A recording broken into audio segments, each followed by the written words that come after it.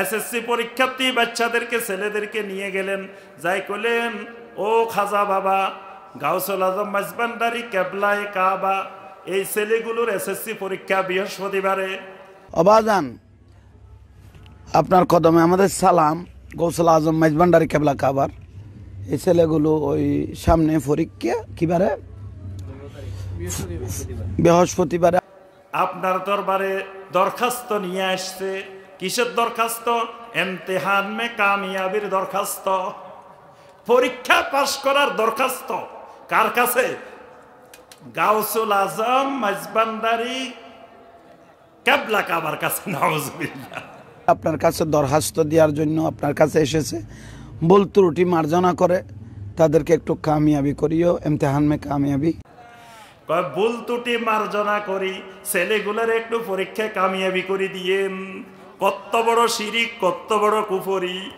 অথচ বাংলার জমিনে মানুষগুলা আল্লাহর ওলি, কোরআন হাদিসের দৃষ্টিতে সবচেয়ে বড় কাফের মুশরিক।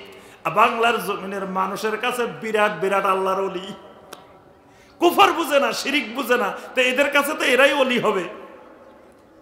অথচ কত বড় স্পষ্ট শিরিক এবং কুফর যে খাজা বাবার কাছে পরীক্ষা পাশ করার জন্য দরখাস্ত নিয়ে গেছে। ওই ছেলেগুলার দুর্ভাগ্য, এমন পরিবারে জন্ম নিছে যেই পরিবারে তাওহীদের জ্ঞান পায় নাই। এই জন্য দরখাস্তটা আল্লাহর কাছে না লই যাই, দরখাস্ত খাজা বাবার কাছে লই যাই বসে রয়েছে। এমন একজনের ঠিক করলাম, যেই লোকটা আমারে কিয়ামতের ময়দানে সুপারিশ করে নিবে। আপনারা সবাই মিলে ঠিক করলেন, ডক্টর ইমাম হোসেনের ঠিক করে নিলাম। কিয়ামতের দিন ডক্টর ইমাম হোসেন একটা বাস ভাড়া করি, কুমিল্লার একটা বাস ভাড়া করে বসে থাকব, অথবা একটা ট্রেন ভাড়া করব, অথবা একটা লঞ্চ ভাড়া করব, অথবা একটা বড় আকারের জাহাজ ভাড়া করব। আমারে সবাই টিকিটের টাকাও দিয়ে দিলেন। সাহেব কত টাকা লাগবে টিকিটের জন্য? সব দিতে রাজি আছে। দেখবেন আমি যদি এই ব্যবসা খুলি, যদি কেউ ভাইয়েরা আপনারা নিশ্চিন্তে থাকেন, বাড়িতে যাই ঘুমান, টিকিটটা কিনে ফেলান, দেখবেন যে জমিন বিক্রি করে আনি টিকিট কেনার জন্য টাকা দিয়ে যাইবেন। বাংলাদেশে অনেক মানুষ এরকম জায়গা জমিন বেশিও টিকিট কিনতেছে। ওই বিভিন্ন জায়গায় যায় যে টিকিট খুঁজতেছে, কোন জায়গায় গেলে লঞ্চের টিকিট, কোন জায়গায় গেলে বাসের টিকিট, কোন জায়গায় গেলে বিমানের টিকিট পাওয়া যাইব। যে যত লোভনীয় অফার দিতে পারে মানুষ তত হুমড়ি খাই পড়তেছে, যেখানে যত লোভনীয় অফার।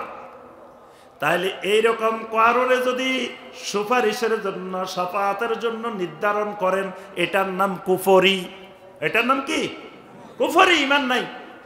সূরা আইয়ুনুসের 18 নম্বর আয়াত, وَيَعْبُدُونَ مِن دُونِ اللَّهِ مَا لَا يَضُرُّهُمْ وَلَا يَنفَعُهُمْ وَيَقُولُونَ هَؤُلَاءِ شُفَعَاؤُنَا عِندَ اللَّهِ। কাফেররা বলতো এরা আমাদের উপকারও দরকার নাই, ক্ষতিরও দরকার নাই, কিন্তু কিয়ামতের ময়দানে কঠিন মুসিবতের সময় এরা আল্লাহর কাছে আমাদের জন্য সুপারিশ করবে। নাউজুবিল্লাহ। এটাকে আল্লাহ কুফরি হিসেবে উল্লেখ করছেন কোরআন। তাহলে দেখেন বাংলার কত মানুষ কুফরির মধ্যে ডুবে রয়েছে। এভাবে আমার ভাইয়েরা এবং বোনেরা অসংখ্য কুফর আমাদের সমাজে বিদ্যমান। একে একে যদি কুফরির বর্ণনা দিই ফজর পর্যন্ত লাগবে। এই ফজর পর্যন্ত বর্ণনা দিলে দেখবেন এবার বাংলাদেশে আপনি দিনের বেলা হারিকেন লই খুঁজবেন ইমানদার কারে পান। এক বিজ্ঞানী দিনের বেলা হারিকেন লই ঘুরে, কয় দেখো বিজ্ঞানী গবেষণা করতে করতে গেছে, মাথা শেষ। দিনের বেলা হে হারিকেন লই ঘুরে, কয় কিরে তুমি হারিকেন লই ঘুরো কেন? কয় বাবা আমি মানুষ খুঁজতেছি। তা আমরা যে চারিপাশে এগুলো মানুষ না? কয় না, এগুলো সব হলো উপরের খোলসটা মানুষের, ভিতরে কোনোটা কুকুর, কোনোটা শ্রীগাল, কোনোটা হিংস্র জানোয়ার, এক একটা এক এক জানোয়ার, উপরে চামড়াটা খোলসটা খালি মানুষের। আমি এমন একটা মানুষ খুঁজতেছি যেটার উপরেও চামড়া, উপরের চেহারাও মানুষ, ভিতরেও মানুষ। এখন উপরেও ইমানদার, ভিতরেও ইমানদার।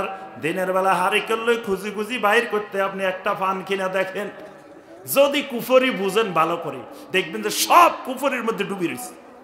এই জন্য আমার ভাইয়েরা এবং বোনেরা কুফরিটাকে ভালোভাবে বুঝতে হবে, জানতে হবে এবং কুফর মুক্ত ঈমান আমল করতে হবে। আল্লাহ পাক আমাদের সবাইকে কুফর মুক্ত ঈমান ও আমল করার তৌফিক দান করুন। আল্লাহ পাক আমাদের সকলের ঈমানকে বৃদ্ধি করে দিন। আল্লাহ পাক আজকের এই ইসলামী সম্মেলনকে কবুল ও মঞ্জুর করে নিন। আল্লাহ রাব্বুল আলামিন আমাদেরকে এই সম্মেলন থেকে উপকারী এলেম হাসিল করার আল্লাহ পাক তৌফিক দান করুন। আমিন ইয়া রাব্বাল আলামিন। আসসালামু আলাইকুম ওয়া রাহমাতুল্লাহি ওয়া বারাকাতুহু।